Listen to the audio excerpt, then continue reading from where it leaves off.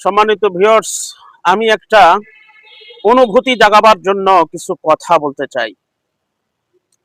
সেটি হলো, আমাদের এই মোড়ের মধ্যে, টেক্সটাইল মোড়ের মধ্যে একজন যুবক ব্যবসায়িক দুনিয়া থেকে বিদায় নিল।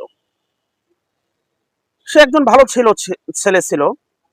তার আচার ব্যবহার, আখলাক, চরিত্র আলহামদুলিল্লাহ মাশাআল্লাহ আমার কাছে ভালোই লেগেছিল।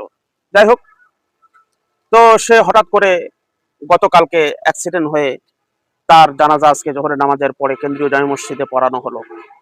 তাকে আমরা দাফন করে দিলাম মুন্সিপাড়া কবরস্থানে। তো আমার যেটা প্রশ্ন সেটি হলো, এই যে আমরা লং টাইম সফরের জন্য দুনিয়াতে এসেছি, টাকা পয়সা, ধন দৌলত, বাড়ি গাড়ি অনেক কিছু হয়েছে যেই লোকটার, সেই লোকটার সঙ্গে কি নিতে পারলো, কি নিয়ে যাবে? সে সঙ্গে কি শুধু সাদা কাপড় নিয়ে তাকে যেতে হচ্ছে? আর কিছুই তার কপালে জুটলো না? হায় রে দুনিয়া, এটাই হলো দুনিয়া। আপনাকে কিছুই দেবে না, কিছুই দেবে না। আপনার সামানা আপনাকেই নিয়ে যেতে হবে, আমার সামানা আমাকেই নিয়ে যেতে হবে।